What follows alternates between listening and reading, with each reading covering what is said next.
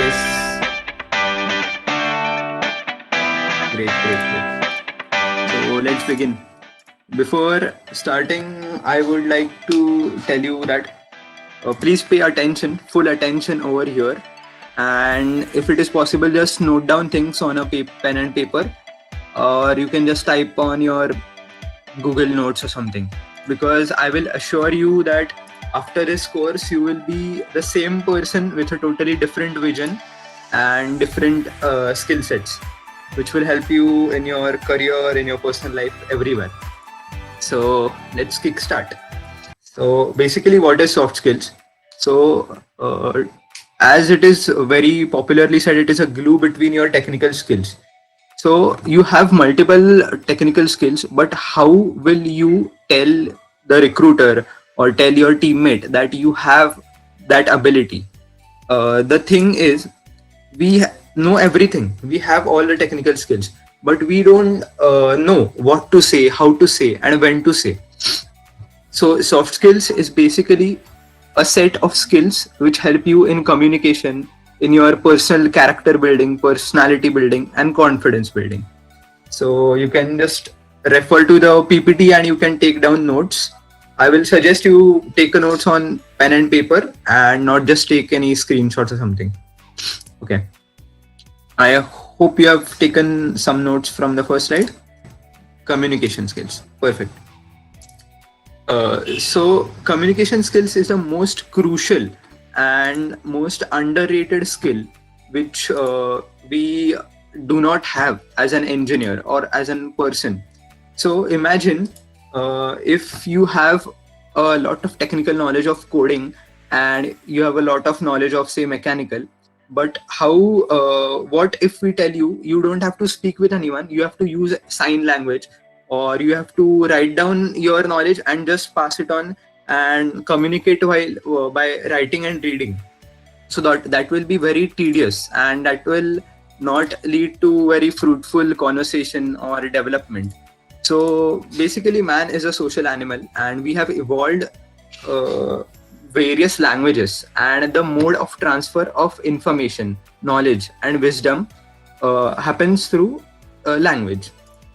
So communicating with others is very crucial, and it is a skill which we must inhabit. And the greatest example of communication skill is Amitabh Bachchan. So you have seen maybe KBC, how charming he is. How if you just switch on the KBC, you will stick to the show for maybe an hour or so. Why? Because he has mastery on the language. He can capture anyone's attention and keep that grabbed for a long period of time. And plus that, he has that confidence. Overall body language is very good. So these are the things which we can learn from Amitabh Bachchan. And this communication skills not only helps in engineering, but it helps in business, management, arts, literature, medicine, any kind of field. Effective communication is very crucial. And while considering communication skills, not just speaking or writing, listening is also equally important, because in order to speak we must know something, and how will we know? By reading or by listening to others. So listening skill is also very underrated, which comes under communication skills itself. Yes. And by the term language mastery, I don't mean perfect grammar and a large vocabulary, but what you have in your brain, you should effectively communicate with other person. That is very important. By the term creative thinking, I mean what you can produce from your own brain, and it is very essential if you are into a creative job, like all our social media team, video editing team, the designing team, and also up to some extent the documentation team. These all teams need creative thinking, and the best example is Steve Jobs. Though I'm not a huge fan of Steve Jobs personally, because his management style was very rude and cruel, if you have heard, but his creative thinking was at par. It was way ahead of others, and that is the real point which gave the success to iPhone. Every time he delivered new technology, every time he delivered new design, and how that came because of creative thinking. And how can we build it? By reading books, by practicing, actually practicing the work. And this helps us in building a brand. We must have our own opinions, own ideas, and we must be able to pitch them to others. And this is a very crucial tool for an entrepreneur. If you are willing to start a startup, then you must have your own unique ideas. So you must be able to think creatively and differently, most probably. सब जैसा सोच रहे ना, तसं जर मी पण विचार करायला लागलो तर माझ्यात आणि त्यांच्यात काही फरक नाही राहत. सो माझी आयडिया युनिक असली पाहिजे, आणि त्यासाठी creative thinking is very essential. Critical thinking. This is one of my favorite part of soft skills. Critical thinking was originally given by Chanakya, and it is known as Anvikshiki. Anvikshiki is a term, as in it means to think very critically, to think beyond the point, and by virtue of mechanical engineering, आपल्या सगळ्यांच्या तो engineering दिमाग by the end of the third year ना, तुम्ही जेव्हा कुठेही बघाल, आता घरात असेल ना तर फ्रीजला बघितलं तर फ्रीज कसा वर्क होतो, तर मग फ्रीजचे सगळे रेफ्रिजरेशन सायकल तुमच्या डोक्यात येतात. टीव्हीकडे बघितलं तर टीव्हीचं सगळं मेकॅनिझम, LCD LED ते कसे वर्क होतात ते येतं. मग टीव्हीला आता जर टाटा स्कायचा सेट टॉप बॉक्स आहे तर मग डिशला कनेक्टेड आहे, मग सॅटेलाइट थ्रू कम्युनिकेशन होतं. सो अख्खे हे क्रिटिकल थिंकिंग आहे. ती एखादी गोष्ट बघितली तर ती हाऊ इट वर्क्स, ती का वर्क होतीये, ती कशी वर्क होतीये, आणि त्याच्यापासून आपण कोणती नवीन गोष्ट डिराईव्ह करू शकतो का, हे आपण बघू शकतो. So it develops our logic, and it is a tool by which we can creative थिंकिंगनी आपण नवीन आयडियाज प्रोड्यूस करू शकतो, नवीन कॉन्सेप्ट्स, नवीन स्टार्टअप्स आपण हे करू शकतो. बट जेव्हा तुम्ही स्टार्टअप स्टार्ट करता तेव्हा जस्ट तो स्टार्ट केला आणि सक्सेस झाला असं नाही होत. फेलियर्स येतात, आणि मग त्याच्यातून बाहेर कसं पडायचं, तर क्रिटिकल थिंकिंग येतं. आणि एका पॉइंटला जर स्टार्टअप डायव्हर्सिफाय करायचं आहे तर क्रिटिकल थिंकिंग करावं लागतं, की एक गोष्ट वर्क होतीये तर ती का वर्क होतीये, मग त्याच्यासारख्या अजून 2 गोष्टी आपण करू शकतो का स्टार्ट. तर हे जेव्हा आपण विचार करतो तर दॅट इज क्रिटिकल थिंकिंग. आणि हे सगळ्याचं बॅकबोन आहे नॉलेज. बुक्स रीड करून, पॉडकास्ट ऐकून जे नॉलेज येतं ते घेत राहायचं, आणि कुठे ना कुठेतरी आपल्या डेली लाईफमध्ये, म्हणजे जस्ट मी आता सँडल घालतोय तर मग सँडलचं मटेरियल काय असेल, मग वेल्क्रो का स्टिक होतो, त्याचे ऍडेसिव्ह फोर्सेस, कोहेसिव्ह फोर्सेस. जस्ट असं जर तुम्ही डोक्यात जस्ट विचार करत राहिला ना तर over the period of time हे होऊन देतो. माझा एक पर्सनल एक्सपिरियन्स सांगतो मी. क्रिटिकल थिंकिंग कसं असतं. परवा आमच्याकडे, माझ्या घरी ॲक्वागार्डचा मेंटेनन्ससाठी आला होता माणूस.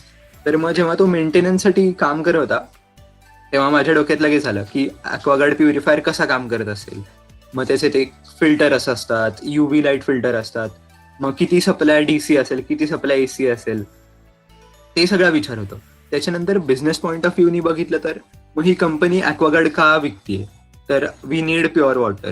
मग प्युअर वॉटर पाहिजे म्हणून त्यांनी ॲक्वागार्ड मॅन्युफॅक्चर केला. पण मॅन्युफॅक्चर करून नुसतं तिथे नाही थांबता येणार, तर तो सेल करावा लागेल. त्यासाठी सेल्स डिपार्टमेंट आलं. मग सेल्स नुसतं कसं करणार, आपल्याला लीड जनरेट करायचे. सो मार्केटिंग टीम आली. मग त्याच्याबरोबर विकला, पण 2 वर्षांनी 3 वर्षांनी तो खराब होईल, मेंटेनन्स लागेल, त्यासाठी maintenance, repair and maintenance team आली. सो हा बिझनेस पॉईंट ऑफ व्ह्यूनी क्रिटिकल थिंकिंग झालं. इंजिनिअरिंग पॉईंट ऑफ व्ह्यूनी तर कसं वर्क होत आहे, पॉवर सप्लाय काय, त्याचे मटेरियल कॉम्पोजिशन काय, हे तुम्हाला आत्ता थोडंसं हेवी जाईल मे बी सेकंड इयरमध्ये असताना. But by the end of the third year जेव्हा तुम्हाला सगळे बेसिक्स कळून जातात तेव्हा आपोआप हे जनरेट होतं, आणि ते व्हायलाच पाहिजे. So this is critical thinking. आणि हे जर आपण एक्स्ट्रापोलेट केलं लॉजिक, तर आपण कोणत्याही सिस्टीम्स ज्या असतात, मोठा टास्क असेल तर ते ब्रेकडाऊन करता येतं आपल्याला. खूप मोठा कोणता तरी इव्हेंट करायचा आहे आपल्याला, तर तो इव्हेंट ब्रेकडाऊन कसा करणार, त्याचे डोमेन्स कसे पाडणार, मग कोणते डोमेन्स एकत्र काम करणार, हे सगळं आपण लॉजिक जनरेट करू शकतो आणि this is critical thinking and it is slightly different than creative thinking. So याचे पण पॉइंट्स आय होप तुम्ही side by side note down केले असतील. सो हे तर फार स्ट्रेट फॉरवर्ड आहे, फार काही एक्सप्लेन करायची गरज नाही. बट मी ते ॲक्वागार्डचंच हे देतो. जर आता असं झालं, मी एक ॲक्वागार्ड मॅन्युफॅक्चर केलाय आणि तो असा मॅन्युफॅक्चर केलाय की जो आयुष्यभर टिकेल, मला जो खराबच होणार नाही, ज्याला मेंटेनन्सच लागणार, असा आपण व्हर्च्युअली करूच शकत नाही. Because every system is not 100% efficient. त्याला प्रॉब्लेम असतातच आणि ते प्रॉब्लेम येतातच. सो ह्याच्यात मेंटेनन्स जर खराबच झालं नाही तर एका पॉइंटला येऊन कंपनी माझी बंद पडेल, कारण सगळ्यांकडे ॲक्वागार्ड आहेत आणि आता ते चालतच राहत आहेत. कोणी नवीन घेत नाही कारण कोणाचं खराबच होत नाही. सो असं होऊच शकत नाही, तर प्रॉब्लेम्स येणार. मग ते कसे टॅकल करायचे, तर ओके मी मेंटेनन्स टीम लावली आहे किंवा कोणता काही प्रॉब्लेम आला मॅन्युफॅक्चरिंगमध्ये तर एक्सपर्ट्सला बोलवलंय. आणि जर कोणता प्रॉब्लेम आला, मे बी प्रोटोटाईप डिझाईन केलाय मी आणि त्या प्रोटोटाईप मध्येच जर प्रॉब्लेम आला तर अरे आता मी कसं करणार, असा विचार करत बसण्यापेक्षा आपण विचार करायचा बरं झालं प्रोटोटाईप असतानाच प्रॉब्लेम आला. मार्केटमध्ये प्रॉडक्ट लॉन्च झाल्यानंतर प्रॉब्लेम आला असता तर मार्केटमध्ये व्हॅल्यू पण गेली असती आणि माझा प्रॉडक्ट नंतर चालला पण नसता. So positive thinking will take you miles ahead, कारण कोणती पण गोष्टीत पॉझिटिव्ह साईड बघितली तर there is scope for unlimited growth. मला असं पॉईंट होता की त्यात एक अटेन्शन ग्रॅबिंग पॉईंट होता तुमच्या साईडमध्ये. सो आता जीडी वगैरे असतात किंवा बाकीचे कंपनीजमध्ये पण ग्रुप डिस्कशन वगैरे असतात, सगळ्यांकडे पॉईंट्स असतात पण सगळ्यांना मांडता येत नाही. तर माझा असा एक्सपिरियन्स होता, माझ्याबरोबर 4 लोक का 5 लोक होते, तर सगळे बोलायला लागले होते आणि मीच शांत होतो एकदम. पण मी काही पॅनिक झालो नाही, सगळ्यांचं बोलणं मी नीट ऐकून घेतलं. आणि इकडे पॉइंट येतो लिसनिंग स्किल्स, की समोरचा काय बोलतोय कसं बोलतोय ते आपण नीट ऐकायचं, नीट समजून घ्यायचं, त्याचं इंटेन्शन काय आहे ते बोलायचं ते पण समजून घ्यायचं आणि त्याच्यानुसार आपण त्याला रिस्पॉन्ड करायचं. रिॲक्ट नाही करायचं. रिॲक्ट म्हणजे जे काय मनात येईल ते बोलून टाकलं असं नाही. रिस्पॉन्ड करायचं म्हणजे त्याचा समजून घेतलं, मग आपला एक रिप्लाय तयार केला आणि त्याचा इफेक्ट काय होईल समोरच्यावर हे मी माझ्या डोक्यात सिम्युलेट केलं आणि मगच मी बोललो.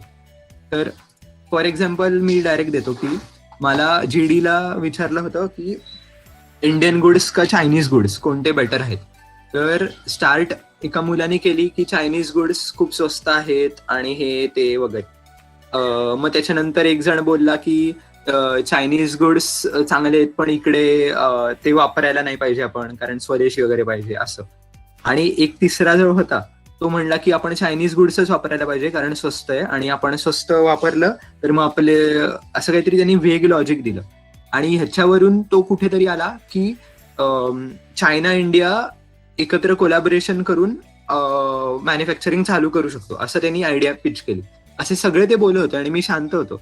आणि लास्टला मग मी बोललो की फर्स्टली हे जे कोलॅबोरेशनचे ते टोटली रॉंग आहे, ते पॉसिबल नाहीये, कारण चायना इज अ कम्युनिस्ट आणि इंडिया डेमोक्रॅटिक आहे आणि ती कुठेही आयडिओलॉजीज मॅच होत नाहीत.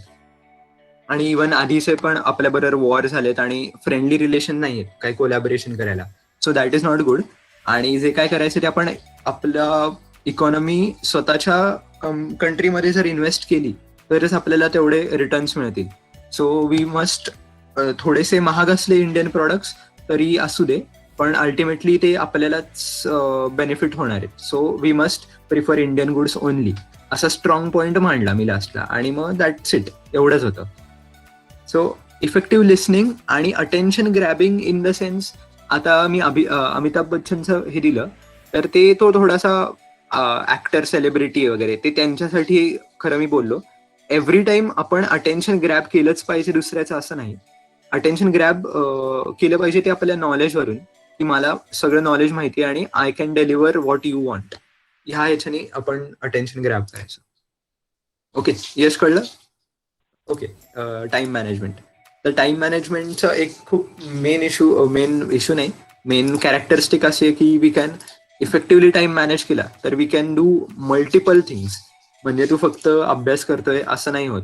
तू सकाळी शेड्यूल वगैरे केलं तर अभ्यास करू शकशील, मग नंतर काहीतरी प्रोजेक्टचं करू शकशील, मग नंतर मेसाचं काहीतरी काम करू शकशील, त्याच्यानंतरही तू काहीतरी एक्सरसाइज करायला संध्याकाळी जाऊ शकशील. So basically to do list करायच्या की ज्याच्याने आपण आपले सगळे टास्क एका लाईनीत मांडतो. त्याच्यानंतर कॅलेंडर सेट करायचे, म्हणजे ते टास्क नुसते सेट करून फायदा नाही, तो टास्क मी कधी कोणत्या वेळेला किती वेळात करणार आहे. से माझा एक असाइनमेंट आहे, त्या असाइनमेंटला 2 तास लागतात, तर मी नुसतं लिहून नाही ठेवणार की मला ही असाइनमेंट करायची, तर ती करायची तर कधी किती वाजता करायची आणि किती वाजता वाजेपर्यंत संपवायची हे आपण डिफाईन केलं ना, तर मग we can very effectively manage time. आणि याचं बाय प्रोडक्ट काय तर हाय प्रोडक्टिव्हिटी, आपण भरपूर कामं एका वेळेस करू शकतो आणि त्याच्याने आपली प्रोडक्टिव्हिटी वाढते. ओव्हरऑल तुमचं सगळं बॅलन्स होतं आणि ओव्हरऑल टेक्निकल म्हण, नॉन टेक्निकल म्हण, अजून तुझं फिटनेस म्हण, सगळं तुम्ही एकत्र बॅलन्स करू शकता only if you manage time. जर तुम्ही असं केलं की 4 तास काहीतरी असाइनमेंटच लिहित बसलाय आणि नंतर निवांत फोनवर इंस्टाग्राम स्क्रोल करत बसलाय, तर नेटफ्लिक्स अँड चिल करत बसलाय, तर मग काही पॉइंट नाही त्याला. कारण तुम्हाला एका आत्ता सेकंड इयर मध्ये वगैरे असताना ठीक आहे होऊन जाईल, पण पुढे पुढे जसं येईल तसं मल्टिपल टास्क तुम्हाला करायची गरज पडेल आणि तेव्हा टाइम मॅनेजमेंट आणि ह्या टू डू लिस्ट, कॅलेंडर्स आणि प्रोडक्टिव्हिटीसाठी माझ्याकडे भरपूर टूल्स आहेत. सॉफ्टवेअर नाही, टूल्स आहेत, म्हणजे आपलं गुगल वगैरे जसं असतं तसं. तर ते मी वाटलं तर नंतर सांगेन तुम्हाला. ते इफेक्टिव्हली वापरू शकता तुम्ही. त्याच्याने आपल्याला खूप टाइम मॅनेजमेंट होतं आणि टास्क आपण कोणते विसरत नाही, यारे विसरूनच गेलो असं होत नाही.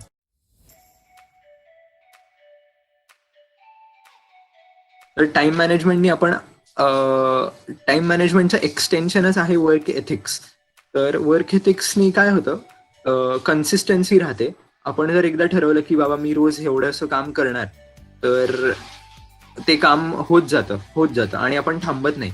1:1 काही पण केलं, 1:100 केलं तरी तो 1 राहतो, पण 1.01:365 केलं तर त्याचा 37 होतो. म्हणजे 365 इथे रेफर करतात 365 डेज म्हणजे एक इयर, आणि 1.01 म्हणजे 1% इन्क्रीमेंट. तुमची जी काय आता क्वालिटी आहे किंवा काहीतरी क्वांटिटी आहे तुमच्या वर्कची, ती तुम्ही रोज फक्त 1% वाढवली तर तो तुम्हाला एक्सपोनेन्शियल ग्राफ हा दिसतोय ना, तसा मिळतो. आणि त्याच्याने त्या 1.01 ची व्हॅल्यू एका वर्षाने 37.78 होते. आणि तेच जर तुम्ही 1% डिक्रीमेंट करत गेला तर ती एका वर्षात ऑलमोस्ट 0 होऊन जाईल. सो तुम्हाला कोणती पण गोष्ट शिकायची असेल, काही करायची असेल, तर 1% एक्स्ट्रा शिका रोज. काल जितकं होतं त्याच्याहून 1% एक्स्ट्रा. एखाद्या टॉपिक बद्दल वाचायचंय तर 100 पेजेसचं बुक आहे, तर रोज आज 1 पेज वाचला तर उद्या 2 पेज वाचा, 2 पेज वाचल्यानंतर 3 पेज वाचा. असं हळूहळू तुम्ही 1% वाढत गेला ना, तर by the end of the year तुम्ही एक पुस्तक नाही, 10, 15, 20 पुस्तकं तुम्ही वाचून संपू शकता. तर this is the rule, 1% rule. याच्याने एक डिसिप्लिन येतो आपल्यात काम करायसाठी. आणि याचा बेस्ट एक्झाम्पल आहे विराट कोहली. मी याच्यात फोटो टाकायचा राहून गेलो विराट कोहलीचा, पण विराट कोहलीचा बेस्ट एक्झाम्पल आहे. तो गेले कित्येक वर्ष, 5 वर्ष, 10 वर्ष तो रोज एक वर्कआउट करतोय, त्याचं डाएट क्लीन आहे. तर दिस शोज हिज हार्डवर्क, कन्सिस्टन्सी आणि डिसिप्लिन. सो त्यांनी तेवढी मेहनत घेतली म्हणून तो इतका चांगला इंटरनॅशनल आणि IPL मध्ये परफॉर्म करू शकतोय. So these are work ethics. आणि ह्याच्या बरोबरच कॉर्पोरेट ह्याच्यात गेला तर तुम्ही वर्क एथिक्स मध्ये हे पण मेन्शन करू शकता की सगळ्यांना अंडरस्टँड करायचं, पोलाइटली बोलायचं. सो ते पण एक पार्ट होतो वर्क एथिक्सचा. ओके, तुम्ही टाइम मॅनेजमेंट आणि वर्क एथिक्सनी रोज काम करू शकता, रोज रोज रोज. बट एका पॉइंटला असं होईल की कुठेतरी तुम्हाला एक ब्रेक आलाय, काहीतरी से स्टॉपिंग पॉइंट आलाय, तर त्यासाठी you will need external force. आणि external force is nothing but motivation. आणि मोटिवेशनचे 2 टाइप्स असतात, इंट्रिन्सिक आणि एक्सट्रिन्सिक. इंट्रिन्सिक म्हणजे जे आतून मनापासून येतं ते इंट्रिन्सिक, आणि बाहेरून जे येतं की आपण युट्यूबवर व्हिडिओ बघितलाय किंवा कोणाशी तरी मित्राशी वगैरे बोललोय, तर दॅट इज एक्सट्रिन्सिक मोटिवेशन. आणि इंट्रिन्सिक मोटिवेशन असं आहे की स्वतःहून माझ्या इच्छा आहे की मला काहीतरी कोणीतरी म्हणलं मला गेट क्लिअर करायचे, तर तुम्ही रोज अभ्यास करताय, रोज टाइम टेबल सेट केलंय, तुम्ही रोज 1 पेजेसच्या ऐवजी 2 पेजेस, 2च्या ऐवजी 3 पेजेस रोज वाचताय, पण कधीतरी तुम्ही आजारी पडला 4 दिवस, काहीच झालं नाही आणि मग तुम्हाला असं वाटतं की अरे आता कुठे करू, आता होत नाहीये. पण तेव्हा तुम्ही एक्सट्रिन्सिक मोटिवेशन यूज करू शकता की युट्यूबचा व्हिडिओ बघितला आणि मोटिवेट झाला, पण that is for a short period of time. Intrinsic motivation हे त्याचा मॅग्नेट्यूड कमी असतो, पण it last for a long time आणि ते स्वतःहून येतं. ते तुझा गोल काय आहे की तुला गेटमध्ये चांगले मार्क्स मिळवायचे आणि IIT मध्ये वगैरे एमटेक वगैरे करायचे. हे जर तुझा गोल एकदम डोक्यात फिट असेल तर that can be the source of intrinsic motivation. So तो छोटासा मॅग्नेट्यूड खूप कमी असतं, पण काही झालं तरी ते तुमच्या डोक्यात आहे, ते कुठे जाऊ शकत नाही. सो ते तुम्हाला आयुष्यभर पुरत राहतं. आणि मोटिवेशनचं अजून एक मी जसं गोलचं म्हणलं तसं मी आता एक ट्रेकर आहे आणि मी जेव्हा डोंगर माउंटेन क्लाइंब करायला जातो तेव्हा मे बी माझे पाय दुखायला लागतात, तेव्हा माझे मित्र म्हणतात चल चल चल, पण मग मी म्हणतो ओके चल जाऊ, मग अजून मी 10 मिनिटं चालतो, मग माझे पुन्हा पाय दुखतात. पण जर माझ्या डोक्यात असेल की काही झालं तरी मला वर जायचंच आहे, तर मग मी थांबलो तरी थोड्या वेळ थांबीन, पण मग चालत राहीन. So that is intrinsic motivation. आणि कुठला तरी मित्र सांगतोय काहीतरी बोलतोय तर दॅट इज एक्सट्रिन्सिक मोटिवेशन. सो हे 2 टाइप्स आहेत. मोटिवेशन आणि इन्स्पिरेशन मध्ये डिफरन्स काय आहे? सी एका पॉइंट किंवा एका टास्कसाठी काही इन्स्पिरेशन असेल तर त्याला मोटिवेशन म्हणतात, पण जस्ट तू कुठल्या तरी माणसाकडे बघितलं आणि हा मला याच्यासारखं बनायचंय तर दॅट इज इन्स्पिरेशन. पण तो तुझ्याशी येऊन बोलला की तू असं कर, तू तसं कर, तर दॅट इज मोटिवेशन. ओके, कळलं का? थँक्यू. येस. इन्स्पिरेशन मध्ये डायरेक्ट कम्युनिकेशन नसतं, मोटिवेशन मध्ये डायरेक्ट कम्युनिकेशन असतं. आणि श्रीरंग, इन्स्पिरेशन ची मॅग्नेट्यूड खूप छोटी आणि कमी असते, कारण त्याच्यात डायरेक्ट कम्युनिकेशन नसतं. आणि से म्हणजे आता मला क्रिकेटर बनायचंय आणि मग मला Virat Kohli is my inspiration, पण इन्स्पिरेशन म्हणजे काय? मी त्याच्याकडून काय शिकू, कसं शिकू? मला जे फक्त टीव्हीवर दिसतं तेवढंच मी शिकू शकतो, त्याच्याहून पुढे नाही काही शिकू शकतो. पण ते जर विराट कोहली आला माझ्या घरी आणि मला सांगितलं तू बॅटिंग अशी कर, तू फिल्डिंग अशी कर, तर that can be the source of motivation आणि तो होईल एक्सट्रिन्सिक मोटिवेशन. पण ते जर मला मनापासून वाटलं की मला क्रिकेटर बनायचंय, मला विराट कोहली नाही, मला विराट कोहलीहून भारी कोणीतरी बनायचंय आणि देशाला पुढे न्यायचं वगैरे, असं काही डोक्यात असेल तर दॅट इज इंट्रिन्सिक मोटिवेशन. आणि बेस्ट इंट्रिन्सिक मोटिवेशनच आहे ह्या 3 मधलं. So we must try to develop intrinsic motivation. Dependability. Perfect. जेव्हा हे तुम्ही आधीचे स्किल्स जेव्हा सगळे हे करता तेव्हा you become a consistent team player. Consistently तुम्ही तुमचे जे काय असेल ते परफॉर्म करत राहता आणि काही मध्ये लाईक स्टॉपिंग पॉइंट येत नाही, आणि आला तरी you stop for a while आणि यू स्टील गो अहेड. आणि त्याच्याने तुम्ही जे काही रिझल्ट येतात ते कन्सिस्टंट होतात आणि ते बाकीच्यांना दिसून येतं. आणि so you become mister dependable. So कोणाला काही प्रॉब्लेम आला तर तो तुझ्याकडे येतो आणि म्हणतो यार हे सॉल्व्ह करून दे. जस्ट लाईक विराट कोहली, की वी नो की कोणती पण मॅच असू दे तो स्कोअर करणारच. So that is mister dependable. का? कारण त्यांनी आधीचे जे काय आपले 6-7 पॉइंट्स होते ते त्याच्यात सगळे आहेत आणि त्याच्यामुळे तो रिझल्ट्स इफेक्टिव्हली डिलिव्हर करू शकतोय. So that is nothing but dependability. आणि this makes you a good team player. त्याच्याने तुम्ही तुमच्या टीममेटची बॉन्डिंग वगैरे वाढवू शकता आणि ओव्हरऑल हेल्पफुल बिहेवियर वगैरे हे करू शकता. So when you become mister dependable किंवा डिपेंडेबिलिटी फॅक्टर तुमचा जेव्हा वाढतो तेव्हा you become a team player आणि मग सगळे तुमच्याशी इंटरॅक्ट करतात. जसं मी सांगितलं की यार मला हा प्रॉब्लेम आहे, हे मी कसं करू, ते कसं करू, आणि मग तुम्ही सगळ्यांशी इंटरॅक्ट करायला लागता आणि over the period of time तुम्ही त्यांचं पण नॉलेज अक्वायर करता आणि असं करत करत तुम्ही टीमवर्क शिकता.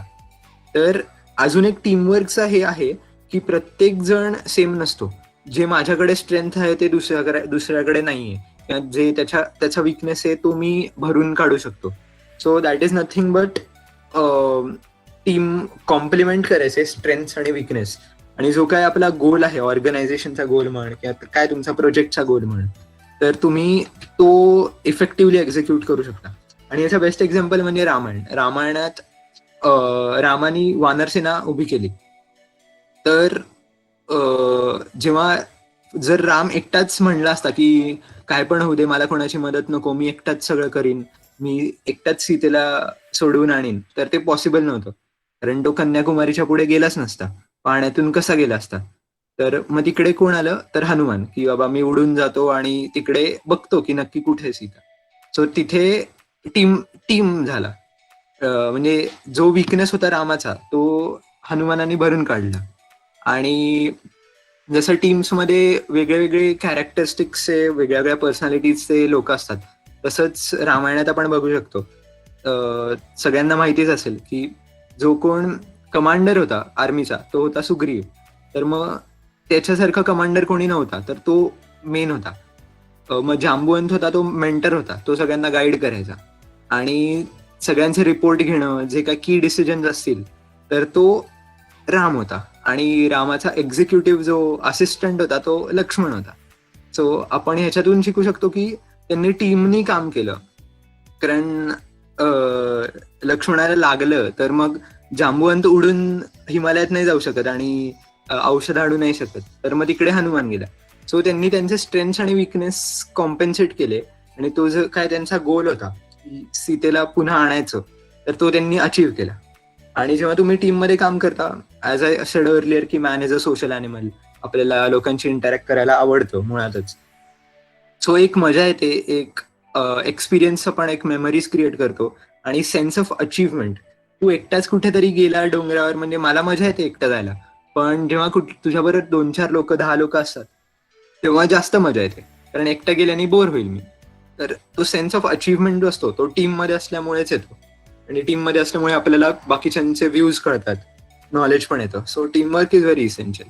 तुम्ही या जगात एकटं काही करू शकत नाही, काहीच करू शकत नाही. जेव्हा तुम्ही टीम मध्ये काम करता तर it is bound to happen की तुमचे मतभेद होतील, काहीतरी भांडणं होतील, पण तुम्ही तुमचं लॉजिक, तुमचं ब्रेन वापरून जर काम केलं तर काही कॉन्फ्लिक्ट झाला तरी तो सॉल्व्ह करता आला पाहिजे. आणि माझा असा एक्सपिरियन्स आहे की कॉन्फ्लिक्ट का होतात, तर मोस्टली इगोमुळे होतात. तर मी थोडंसं ऑफ टॉपिक जातो. तर बेसिकली व्हॉट इज इगो? तर जो मी किंवा अहंकार आहे, दॅट इज इगो. आणि that is a survival mechanism आहे, हे तुम्ही अंडरस्टँड करा. की जेव्हा 2000 वर्षापूर्वी, 5000 वर्षापूर्वी, जेव्हा मी जंगलात काहीतरी झाडं बिडं तोडतोय आणि मला येऊन साप चावला माझ्या पायाला, आणि जर तेव्हा मी असं म्हणलो, अच्छा माझ्या पायालाच चावलाय, मला काही होणार नाही, मला काही होणार नाही, जर तुमच्यात तो मीपणा नसेल, तर मग तुम्ही तिथे मरून जाल. आणि that is a survival mechanism. पण ते जर चावला आणि मला लागलं, मला चावला, तर दॅट इज इगो. म्हणजे मला लागलं आणि मग तुम्ही त्याच्यावर काहीतरी मलमपट्टी कराल आणि मग तेव्हा तुम्ही वाचाल. So that is survival mechanism. पण आता आपल्या इथे असं काही नाहीये की आपल्याला सर्वायवलची चिंता आहे. आपल्यापैकी असं कोण आहे की बाबा मला आत्ता तर माझं पोट भरलंय, पण पुन्हा मला जेवायला मिळेल का नाही माहित नाही, मी उपाशी बघून मरून पण नाही, असं कोणीच नाहीये. किंवा मी घरात बसलोय पण घरात घुसून कोणीतरी मला मारून टाकेल, असं काही कोणाच्याकडे थ्रेट्सच नाहीये. सो इगो जो आहे तो सर्वायवल मेकॅनिझम आहे. आणि सर्वायवलची आत्ता काळजी आपल्याला कोणालाच नाही, तर आपण तो इगो जो आहे तो साईडला ठेवून द्यायला पाहिजे. कारण it becomes a hurdle in growth च्या पाथवर किंवा सक्सेसच्या पाथवर. It is a hurdle. So ego जर तुम्ही साईडला ठेवला तर आय विल से 90% जे काही कॉन्फ्लिक्ट असतील ना ते दूर होतील. आणि उरलेले 10% थोडेसे मिसकम्युनिकेशन वगैरे होतात, की तुला बोलायचं तर एक, मी समजलो एक, असं होतं.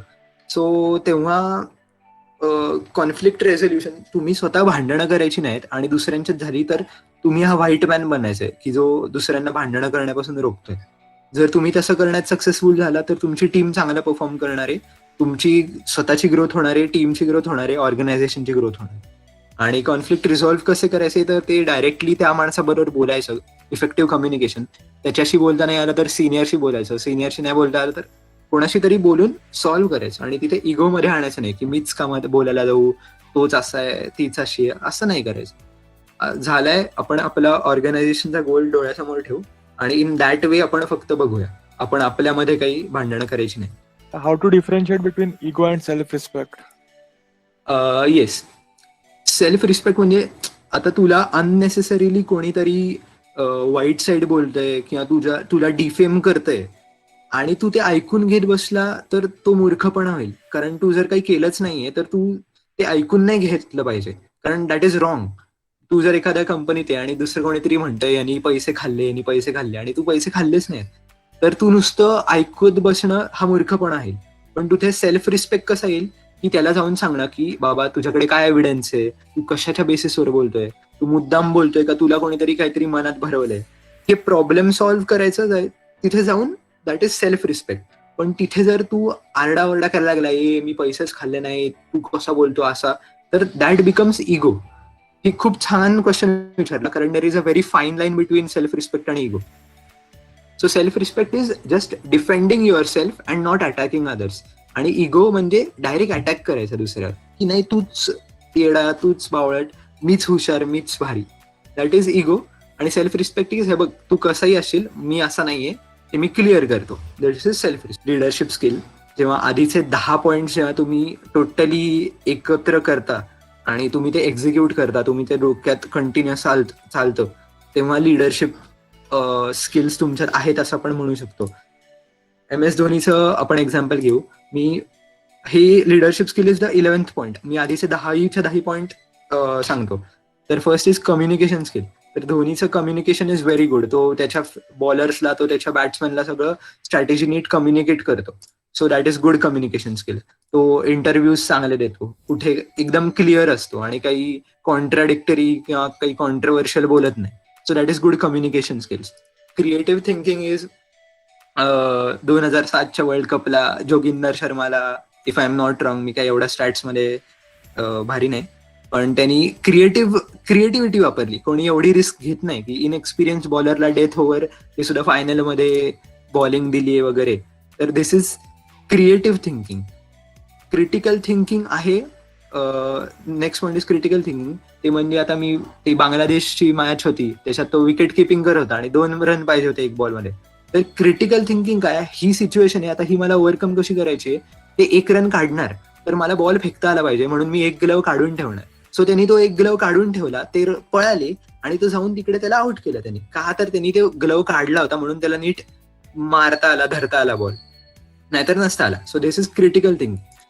Next is positivity. गेम जरी हारलो तरी पॉझिटिव्हली तो ऍक्सेप्ट करतो की बाबा हो, बॅट्समन नीट बॅटिंग केली नाही किंवा काय बॉलरनी जरा जास्त रन खाल्ले, आता नेक्स्ट टाइम असं होणार नाही किंवा नेक्स्ट टाइम आपण अशी चूक नको करायला. So this is positivity.